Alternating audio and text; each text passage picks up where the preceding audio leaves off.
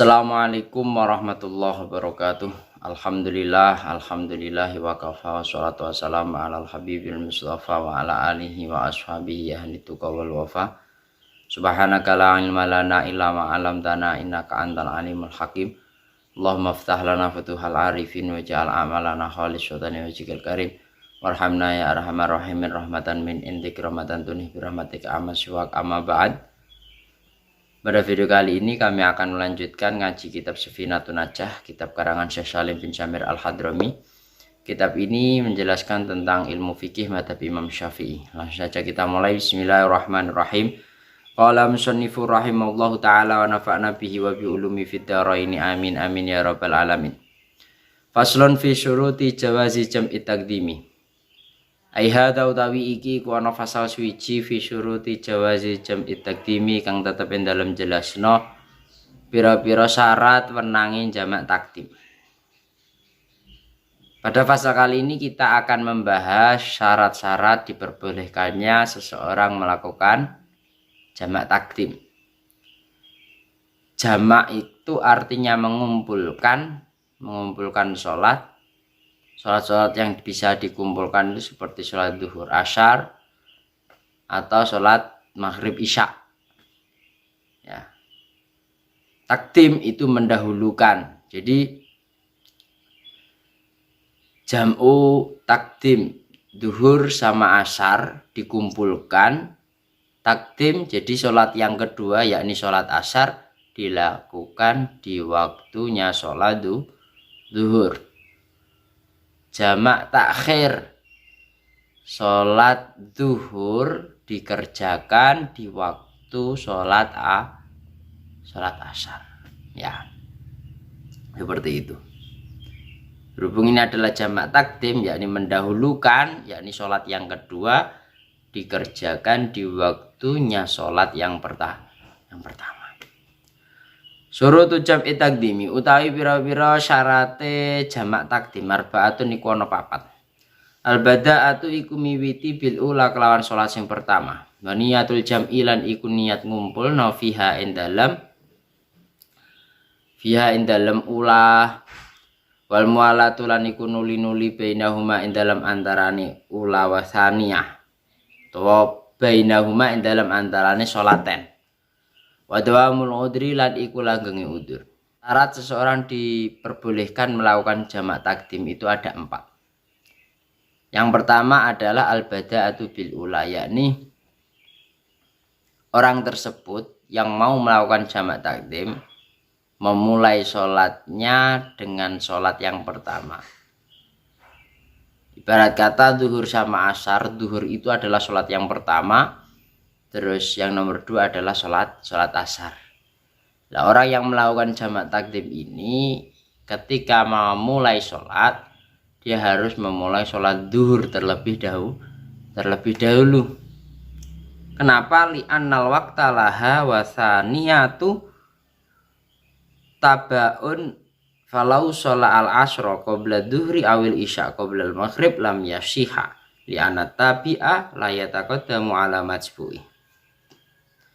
Kenapa orang tersebut melakukan sholat terlebih dahulu enggak asar? Karena waktu yang sudah masuk itu adalah waktu duhur.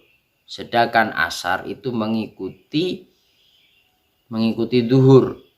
Jika orang tersebut melakukan sholat asar terlebih dahulu di jamak takdim atau melakukan sholat isya terlebih dahulu di waktunya sholat maghrib, ketika ia melakukan jamak takdim maka sholatnya tidak sah. Kenapa? Li'anna tabi' la yataqaddamu ala majbu'ih, karena perkara yang ikut itu tidak boleh mendahului majbu'nya. Di sini adalah yang ikut sholat asyar. Ya, majbu'nya adalah sholat duhur. Jadi harus sholat duhur terlebih dahulu baru sholat asyar. Syarat yang nomor 2 adalah wa niyatul jam'i fiha, niat mengumpulkan di sholat yang pertama. Yang nomor 2 wa niyatul jam'i fiha, niat mengumpulkan di sholat yang pertama. Niatnya seperti apa? Seperti di sini dijelaskan kayyaku lanawaitu usolli fardhu dhuhri majmu'an bil ashri.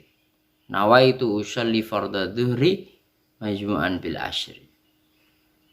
Dia niat mengumpulkan sholat asar dilakukan bersamaan setelah ia melakukan sholat duhur. Jadi harus niat terlebih dahulu. Yang nomor 3, wal mualatu bainahuma.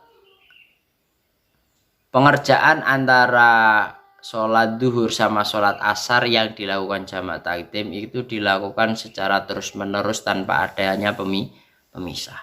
Di sini ada keterangan di kitab Kasyifatus Saja. Qala Sayyid Yusuf Az-Zabidi fi Irsyadil Anam bi alla yafsula bainahuma tawilan wa dzalika bi qadri rak'ataini bi aqalla mujziin. Menurut Sayyid Yusuf Az-Zabidi, keterangan ini bisa ditengok di kitab Irsyadil Anam.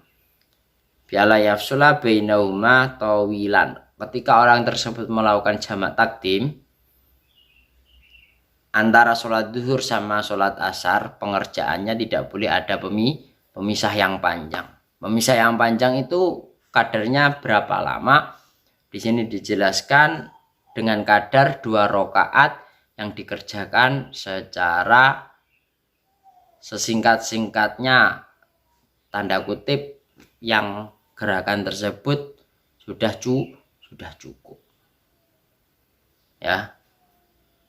Ketika fa'in ikhtala syartun min hadis salasah sholat asaniyata fi waktiha. Ketika 3 syarat ini atau salah satu dari 3 syarat ini kok dilanggar, maka orang tersebut melakukan sholat yang kedua, yakni sholat asar, dilakukan di waktunya. Selanjutnya wadawamul udri lan iku langgenge udur. Yang dimaksud dawamul udri di sini apa? Baqa'u usafar ilal ihram bisaniyah. Orang tersebut kategori safarnya itu masih ada tatkala orang tersebut melakukan takbiratul ihram untuk mengerjakan sholat yang nomor 2. Maksudnya orang tersebut masih kategori orang yang bepergian ketika orang tersebut melakukan sholat atau takbiratul ihram yang kedua. Takbiratul ihram sholat yang kedua, semisal sholat asar. Jadi kondisi ketika orang tersebut melakukan sholat asar pas Allahu Akbar, orang tersebut masih kategori orang yang bepergian. Faslun fi syuruti jawazi jam'i takhir wallahu alam bishawab. Semoga bermanfaat. Wa'alafu minkum ihdinas syiratal mustaqim. Wassalamualaikum warahmatullahi wabarakatuh.